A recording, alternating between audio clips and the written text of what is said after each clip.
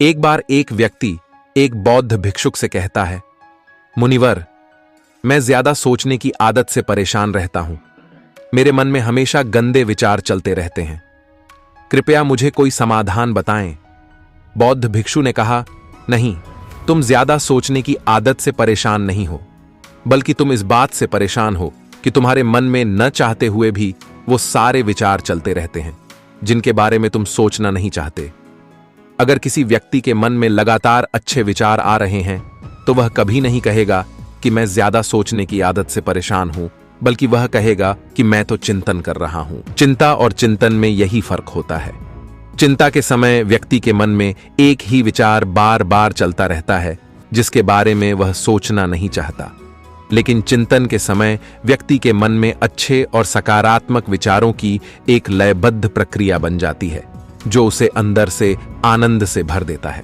तो चिंता और चिंतन दोनों अवस्थाओं में व्यक्ति के मन में विचार ही चलते हैं, लेकिन एक अवस्था व्यक्ति के मन को आत्मग्लानि, डर और दुख से भर देती है, वहीं दूसरी अवस्था उसके अंदर एक बीज बोती है, उसे प्रेरित करती है कुछ महत्वपूर्ण और सकारात्मक बदलाव लाने के लिए।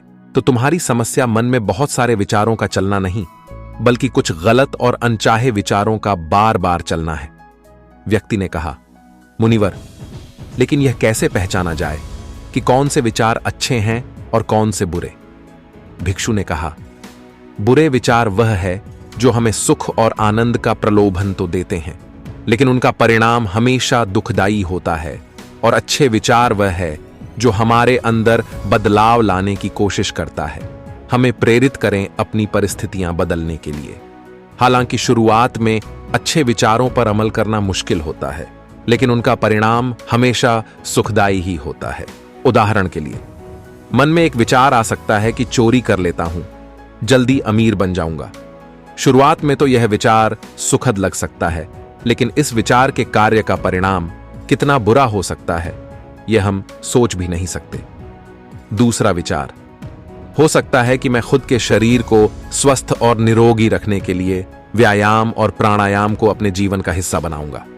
अब इस विचार को वास्तविक बनाने के लिए तुम्हें कर्म तो करना ही होगा, क्योंकि बिना कर्म किए अच्छा से अच्छा विचार भी किसी काम का नहीं। अब समझने वाली बात यह है कि लगातार अपना कर्म करने से हमें सुख और आनंद मिले या ना मिले, लेकिन कर्म न करने से होने वाली आत्मग्लानि, दुख, पश्चाताप से हम जरूर बच जाते हैं।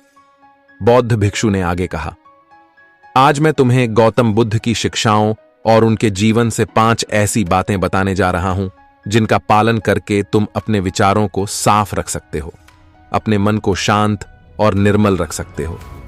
भिक्षु ने कहना शुरू किया, पहली बात, अपने शरीर को हमेशा साफ सुथरा रखें। हमारे शरीर और मन के बीच एक गहरा संबंध होता है। हम अपने शरीर को जैसा रखेंगे, हमारे विचार भी वैसे ही होते चले जाएंगे। शरीर को साफ सुथरा रखना भी एक विशिष्ट आदत है जो हमें हजारों में भी दूसरों से अलग बनाता है। सिर के बाल से लेकर पैर के नाखून तक हमारा शरीर एकदम साफ रहना चाहिए। उसमें से सुगंध आनी चाहिए, और अगर सुगंध नहीं आ रही तो कम से कम बदबू तो नहीं आनी चाहिए, क्योंकि कचरे के ढेर में कचरा ही फेंका जाता है, फूल नहीं। इसीलिए अगर आप अपने बाहरी शरीर को बुरी तरह अस्त व्यस्त और गंदा रखेंगे तो हमारे अंदर विचार भी गंदे ही आएंगे, और अगर बाहरी शरीर को आकर्षक और साफ सुथरा रखेंगे तो विचार भी अच्छे ही आएंगे। एक सुगंध अंदर की भी होती है जो कि सकारात्मक विचार और शांत चित्र के होने से आती है। यह सुगंध हर उस व्यक्ति के शरीर से आती है जो अंदर से शांत हो चुका है। गौतम बुद्ध के शरीर से भी एक मनमोहक सुगंध आती थी जो हर उस व्यक्ति को मोहित कर लेता था जो उनके संपर्क में आता था। बुद्ध के चेहरे की आभा भरी शांति और उनके शरीर की मनमोहक सुगंध से कोई भी व्यक्ति प्रभावित हुए बिना रह नहीं पाता था। दूसरी बात, अपने शरीर के अंदर की गंदगी को बाहर निकालो, यानी अपने शरीर को अंदर से साफ करो, और यह संभव है शारीरिक तप के माध्यम से। शारीरिक तप के मतलब है कि हर रोज व्यायाम करना और समय समय पर उपवास रखना। ये दोनों ही काम हमारे शरीर में जमा गंदगी और चर्बी को बाहर निकालकर शरीर को भीतर से साफ कर देते हैं, और जब शरीर अंदर से साफ और स्वस्थ होगा तो मन में शरीर को लेकर उठने वाले नकारात्मक विचार खत्म हो जाएंगे और उनकी जगह अच्छे व स्वस्थ विचार जन्म लेंगे। अब देखते हैं कि गौतम बुद्ध शरीर को स्वस्थ रखने के लिए शारीरिक व्यायाम कैसे करते थे। बुद्ध को नगर के सेठ और राजा महाराजा अपने यहां भोजन पर आमंत्रित करते थे और वह बुद्ध को महल तक लाने के लिए अच्छे से अच्छे रथ और महंगे उपहार भी भेजते थे। लेकिन बुद्ध कभी भी रथ पर नहीं सवार हुए, वह हमेशा पैदल ही जाते थे, फिर चाहे यात्रा कितनी लंबी क्यों ना हो। बुद्ध कहा करते थे कि यह शरीर बना ही परिश्रम करने के लिए है। लोग परिश्रम न करके अपने शरीर को कमजोर, असाध्य और रोगी बना रहे हैं। पैदल चलने से शरीर को कष्ट होता है और शरीर को जितना कष्ट होता है, शरीर उतनी ही अच्छी अवस्था में रहता है। दोस्तों, एक्सपर्ट का मानना है कि फिट रहने के लिए रोज जिम में 1-2 घंटे मेहनत करके पसीना बहाना जरूरी नहीं है, बल्कि इसकी जगह अगर आप हर रोज सिर्फ 10,000 कदम चलते हैं तो यह आपके शरीर के लिए कंप्लीट एक्सरसाइज का काम करता है। रोजाना 10,000 कदम चलने से न केवल आपका वजन कम हो सकता है, बल्कि आप कई बीमारियों से छुटकारा पा सकते हैं। बौद्ध भिक्षु ने आगे कहा, तीसरी बात, उचित और सम्यक आहार। जैसा इंसान का आहार होता है वैसे ही उसके विचार हो जाते हैं। इसीलिए व्यक्ति को कभी भी तामसिक और मृत्यु भोजन नहीं करना चाहिए। उसे अपने भोजन में ज्यादा से ज्यादा जीवित वस्तु शामिल करनी चाहिए, यानी ऐसा भोजन जो सीधे प्रकृति से प्राप्त होता है और जिसमें जीवन होता है, क्योंकि ऐसा भोजन आसानी से पच भी जाता है और शरीर में किसी प्रकार की गंदगी भी जमा नहीं करता। दूसरी बात, भोजन को हमेशा उचित मात्रा में ही लेना चाहिए, चाहे भोजन कितना ही अच्छा क्यों ना हो। लेकिन कभी भी अधिक मात्रा में भोजन नहीं करना चाहिए, क्योंकि अच्छी चीज की अति भी बुरा ही परिणाम देती है। भोजन उतना ही करो कि जब तुम भोजन करके उठो तो तुम्हारे अंदर भोजन करने की कुछ भूख शेष रहनी चाहिए। अगर तुम ऐसा नियम बना लेते हो कि मैं जब भी भोजन करूंगा तो अपनी भूख से कुछ कम खाऊंगा, तो तुम्हारे शरीर में अधिक भोजन खाने से होने वाली सारी बीमारियां पूरी तरह से खत्म हो जाएंगी। रात में हल्का और कम भोजन करो ताकि तुम्हारी जीवन ऊर्जा उस भोजन को जल्दी से पचाकर तुम्हारे आंतरिक शरीर की सफाई और मरम्मत का काम कर सके। जब गौतम बुद्ध किसी के यहां भोजन के लिए जाते थे तो लोग उनके लिए तरह तरह के स्वादिष्ट व्यंजन बनवाते थे, लेकिन बुद्ध सिर्फ उतना ही खाते जितनी उनकी भूख शांत हो सके। अपने शिष्यों को भी यही सिखाते थे कि भोजन पेट भरने के लिए करना चाहिए, न कि मन भरने के लिए। यहां समझने वाली एक बात और भी है कि अगर तुम स्वादिष्ट भोजन खाने की शौकीन हो तो तुम्हें उसे एकदम से त्यागना नहीं है, बस उसकी मात्रा को संयम कर देना है। सम्यक का अर्थ है न बहुत ज्यादा और न ही बहुत कम। चौथी बात, अपनी संगति का खास ध्यान रखो। संगति का अर्थ केवल उन लोगों या दोस्तों पर से नहीं है जिनके साथ हम अपना ज्यादातर समय बिताते हैं, बल्कि यहां संगति का मतलब हर उस चीज से है जो हम अपनी इंद्रियों के द्वारा ग्रहण करते हैं। जैसे कि हम किन लोगों के साथ रहते हैं, क्या देखते हैं, क्या सुनते हैं, कैसी बातें करते हैं इत्यादि। जब बुद्ध ने यह निश्चय कर लिया कि उन्हें बाहर की यात्रा पर निकलना है, तो उन्होंने हर उस चीज को तुरंत ही त्याग दिया जो उस समय उन्हें लगा कि उनकी यात्रा पर बाधा बन रही है।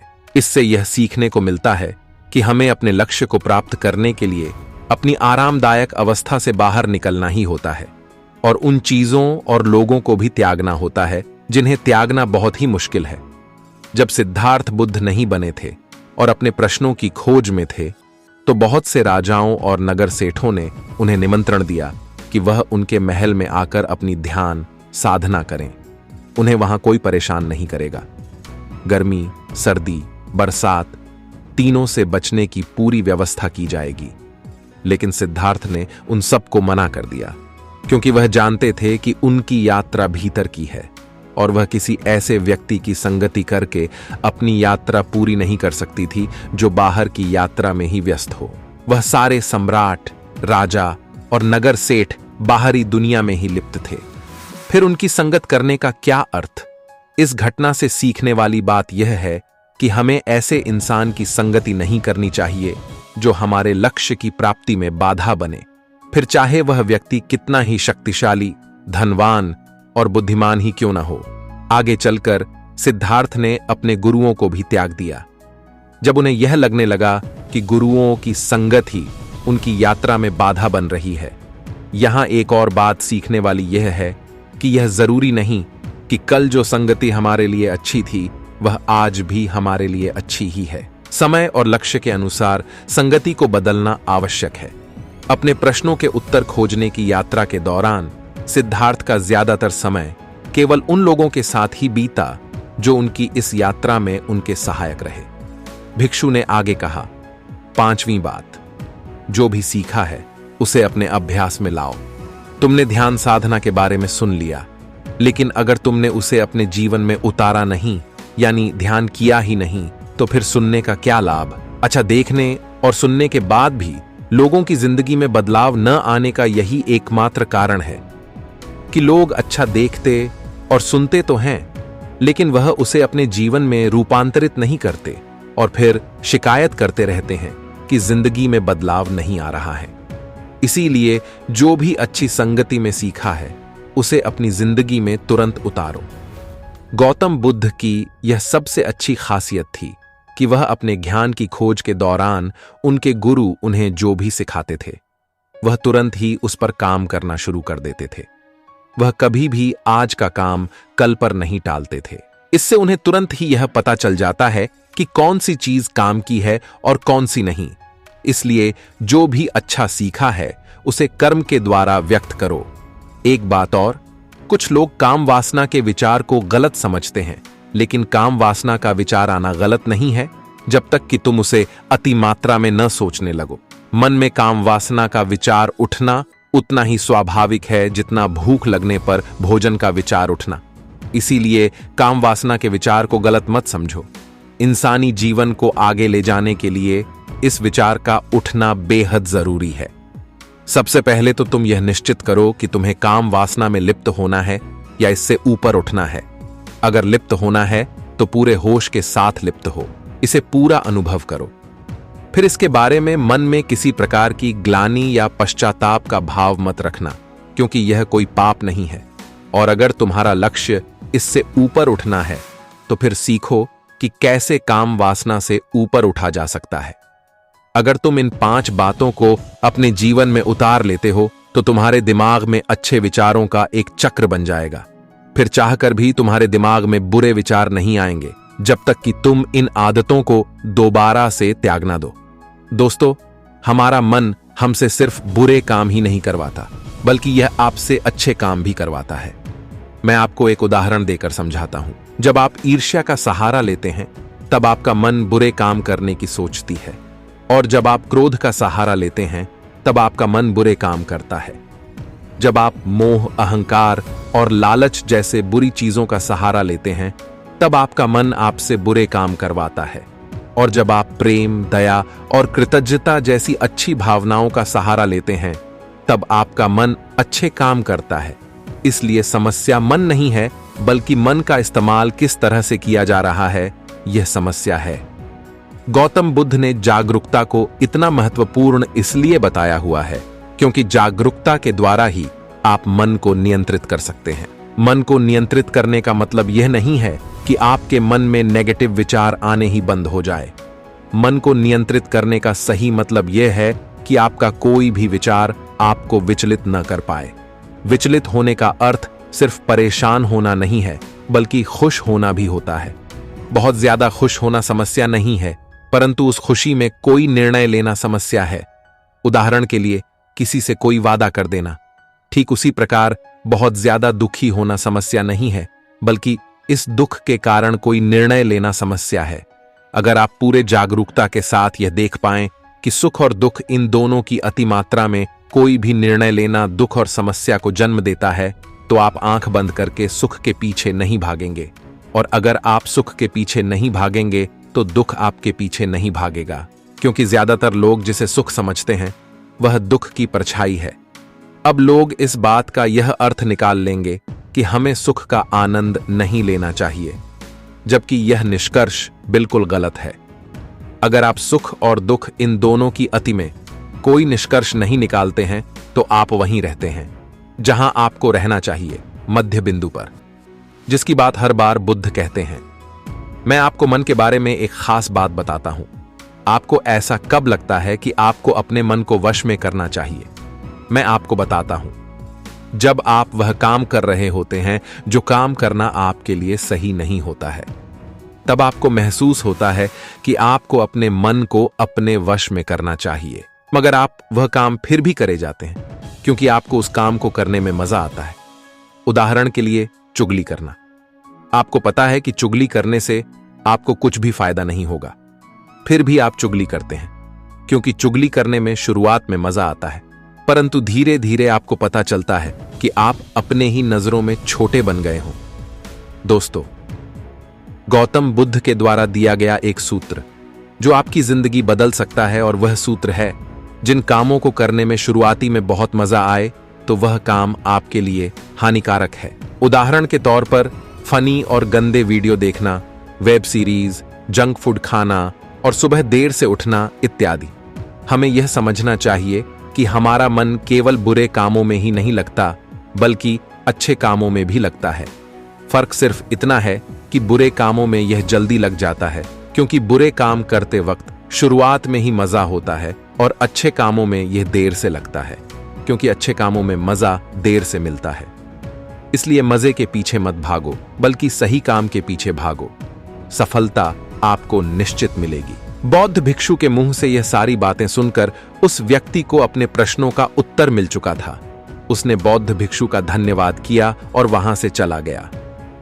दोस्तों, मुझे पूरा भरोसा है कि आपको इस वीडियो से बहुत कुछ सीखने को मिला होगा। आपसे निवेदन है कि वीडियो को लाइक करके, चैनल को सब्सक्राइब करके, कमेंट में नमो बुद्धा अवश्य लिखें। धन्यवाद।